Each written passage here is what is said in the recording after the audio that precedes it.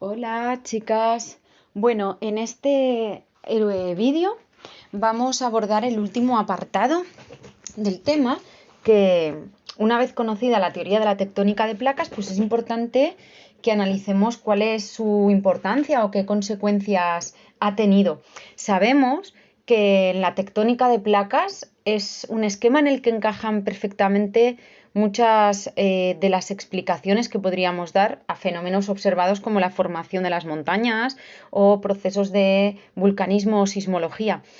Pero no nos quedamos ahí, en cambios producidos sobre la geosfera, sino que con la tectónica de placas también podemos dar explicación a fenómenos que han trascendido de la geosfera, es decir, cambios que se han producido en las otras capas del planeta. Me estoy refiriendo a cambios en la hidrosfera, cambios en la atmósfera e incluso también en la biosfera, en la capa de los seres vivos. Y precisamente lo que vamos a ver son algunos de estos ejemplos. Por ejemplo, en lo que a la atmósfera se refiere, la dinámica de la tectónica de placas tiene una influencia directa sobre el clima. ¿Vale? ¿Por qué? Bueno, pues porque todo lo que ha sucedido a lo largo de la historia geológica del planeta puede explicar de alguna manera los fenómenos del clima. ¿Vale? ¿A qué nos estamos refiriendo? Bueno, según la tectónica de placas, los continentes se están moviendo unos pocos centímetros, pero como ya sabéis, si estos pocos centímetros los alargamos en una escala geológica de tiempo muy grande, de millones de años, pues claro, la distribución de los continentes ha sido distinta a lo largo de todo este tiempo.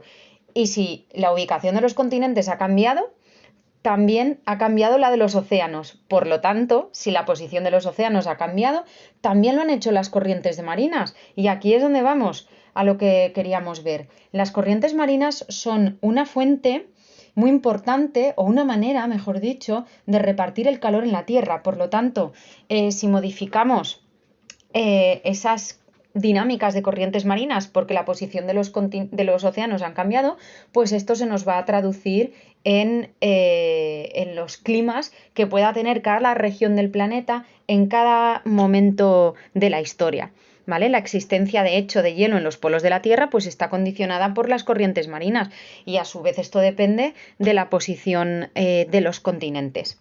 Esto está muy en relación con el siguiente ejemplo que vamos a ver dentro de la atmósfera, que son los cambios climáticos. A ver, el CO2, os lo han explicado un montón de veces, es el principal gas de efecto invernadero, es decir, el efecto invernadero es el que propicia los cambios climáticos, a un aumento de la temperatura global del planeta. Bueno, pues en momentos en los que ha habido una intensa actividad geológica de formación de volcanes, bueno, pues en esas erupciones volcánicas, uno de los gases que se han producido ha sido el CO2. ¿Vale? Por lo tanto, en periodos en los que ha habido una intensa actividad volcánica, se han producido un aumento de la concentración de CO2, lo que conlleva a un cambio climático. ¿Vale? Y por otro lado, esta cantidad de CO2 se ha visto reducida o se ha visto minimizada mediante la formación de rocas calcáreas, es decir, cuando ese CO2 que hay en la atmósfera queda integrado en el ciclo geológico con una relativa rapidez mediante la formación de este tipo de rocas, como os digo. De hecho, se han convertido en el mayor sumidero, es decir, almacén de CO2 del planeta. Y esto es lo que ha hecho que el cambio climático en parte pues, no sea tan grande, ¿vale? Y lo que ha permitido pues, el desarrollar la vida en el planeta. Podemos denominar los cambios climáticos globales a las variaciones del clima que se han producido a lo largo de la historia del planeta y que se van a seguir produciendo en un futuro. De hecho, pues el hallazgo de ciertos fósiles demuestra que la Tierra ha sufrido varios cambios climáticos que provocaron la desaparición de algunas especies que en el pasado habitaron en nuestro planeta. De hecho, tenéis como ejemplo en la página 32 una fotografía de una planta tropical que durante el Carbonífero existió en el norte de Europa, y todo eso lo pueden sacar a través de la información que recogen los fósiles. Yo os he añadido un poquito más en cuanto a los cambios climáticos. Los hay naturales. al margen de ello, podemos añadir el intenso cambio climático que actualmente se está dando debido a las consecuencias de nuestras actividades, las que derivan de la actividad humana, es decir, cambios antropogénicos, que ya sabéis que se ha acentuado sobre todo a partir de la revolución industrial. Bueno, pues estos cambios climáticos los podemos resumir en dos tipos de climas, digamos, dos periodos, mejor dicho, las glaciaciones, que se corresponden a periodos fríos, pero que de hecho han sido los periodos más cortos del planeta, un 10% de periodos glaciares han sido, como os digo, de glaciaciones, mientras que el resto del tiempo se corresponde con periodos interglaciares como el que tenemos actualmente y que, como sabemos, se está incrementando por la acción del ser humano mediante un aumento de las emisiones de CO2. Pues todo esto se explica por el funcionamiento o la dinámica de la tectónica de placas. ¿Vale? Aquí simplemente os he puesto un gráfico para que veáis cómo han ido variando las temperaturas medias de la Tierra en distintos periodos, lo que nos permite explicar las épocas glaciales y las interglaciales, y que esto ha seguido un ritmo cíclico y que responde a procesos internos de la tectónica de placas. Bueno, y si nos fijamos ahora en la geosfera, la distinta distribución de las rocas pues también va a ser consecuencia directa de la tectónica de placas. ¿En función de qué? Pues de los procesos metamórficos, magmáticos que se puedan generar en el interior del planeta y que nos den lugar a estas rocas. Lo mismo también la ubicación de las cuencas, de las grandes cuencas sedimentarias en superficie, donde ya sabéis que por procesos de diagénesis se van a formar las rocas sedimentarias. Bueno, pues todo eso va a estar muy ligado a la dinámica de las placas litosféricas y en la posición en la que se encuentren en cada momento de la historia. Un ejemplo muy directo y muy sencillo.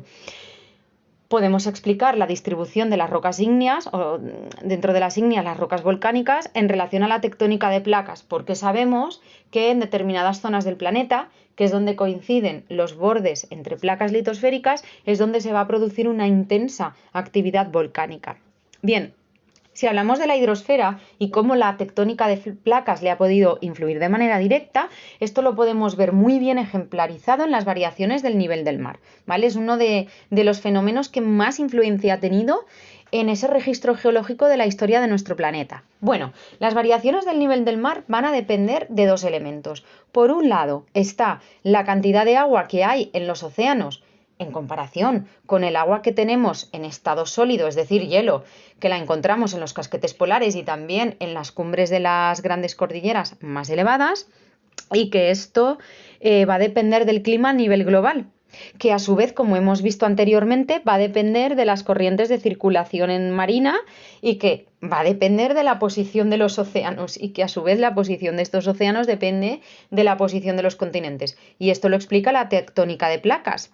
Y por otro lado, las variaciones del nivel del mar pueden ser explicadas también por otro factor que es el volumen de las cuencas oceánicas. Bueno, pues la topografía, es decir, el relieve del fondo oceánico, como hemos estudiado, también es influencia directa de la dinámica interna del planeta. Podemos hablar también de estructuras tectónicas, ¿vale? ¿De qué son consecuencia? Pues fundamentalmente de los tres tipos de bordes o límites entre placas litosféricas y las consecuencias que ello va a tener.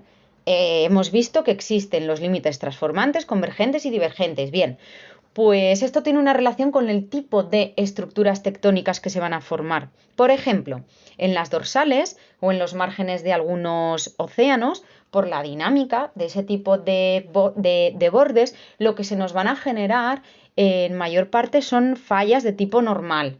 Las vamos a estudiar más adelante en el próximo tema. En los orógenos, por esa intensa deformación que se produce en los bordes convergentes cuando hay obducción, lo que se nos van a formar son pliegues. Incluso si la deformación ha sido muy intensa, esos pliegues pueden evolucionar y pueden romperse los materiales formándose fallas inversas. Igual, lo vamos a ver en el siguiente tema. Y por último, en los bordes que son transformantes o pasivos, recordad que les llamábamos así porque no se destruye ni se crea litosfera, sino que simplemente es un desplazamiento horizontal de unas placas con respecto a otras, pues aquí se nos van a formar unas fracturas que son importantes porque son un foco generador de terremotos, a veces de elevada e intensidad. Bueno, pues lo que se nos ha formado aquí como estructura tectónica es una falla transformante. Bueno, pues además de esto también tenéis que saber que si observamos fenómenos más a escala local, podemos encontrar que en un mismo lugar se nos pueden aparecer o coexistir todos los tipos de deformaciones, incluso en un territorio muy reducido. Y esto se debe a ese carácter global de la tectónica de placas. Incluso en la biodiversidad, ¿vale? En la biosfera. Que existan determinadas especies actualmente en algunos lugares del planeta solamente puede explicarse, y ahora os pondré un ejemplo, si asumimos que en el pasado las tierras estaban unidas, ¿vale? Por lo tanto, que haya una gran variedad de especies ha sido gracias, consecuencia directa de la tectónica de placas. Cada vez que los seres vivos, estas especies, se encontraban en unas nuevas condiciones ambientales, es decir, unos nuevos factores abióticos, podían tener varias posibilidades o bien adaptarse a las nuevas condiciones, y esto supuso a estas especies evolucionar, es el proceso de especiación, o bien, si no podían adaptarse, extinguirse, ¿vale? Incluso algunas especies han evolucionado mucho y han cambiado mucho porque debido a la posición que hayan podido tener los continentes en épocas anteriores, han podido quedar aisladas, ¿vale? Es decir, el aislamiento al que se han podido ver sometidas algunas poblaciones en el pasado, pues ha tenido una marcada especiación. Y ahora es donde os pongo un ejemplo. No sé si el año pasado os explicaron el concepto de puentes terrestres. Puentes terrestres que van a ser temporales. ¿Temporales por qué? Pues porque sencillamente la posición de los continentes ha cambiado a lo largo de la historia. Bueno, pues cuando antes determinadas zonas del planeta, continentes que actualmente están separados, antes estaban unidos a través de estos corredores o puentes terrestres, esto ha supuesto una vía muy importante para la dispersión. Por ejemplo, un puente terrestre súper importante fue el que en el pasado unía Asia con América del Norte. Actualmente están separadas por el estrecho de Bering, pero estas tierras anteriormente estaban unidas. Bien, pues aprovecharon este corredor terrestre, como os digo, los mamíferos placentarios para poder moverse desde Asia a Norteamérica, y por eso la evolución de los mamíferos pudo ser posible en el continente norteamericano tal y como la conocemos a día de hoy, porque anteriormente en el pasado un corredor terrestre unía estas dos masas continentales que actualmente pues están separadas por un océano que comenzó a formarse, ¿vale? Bueno, pues entonces con esto, chicas, tendríamos acabado lo que es el tema con esta clase desde casa, y nos quedaría pendiente ver en clase algunos aspectos más. Bueno, espero que no hayáis tenido ninguna duda y que la idea de este apartado sea consecuencias que la tectónica de placas tiene y que van más allá de la propia geosfera, que pueden afectar y de hecho afectan a procesos, fenómenos que observamos en otras capas del planeta.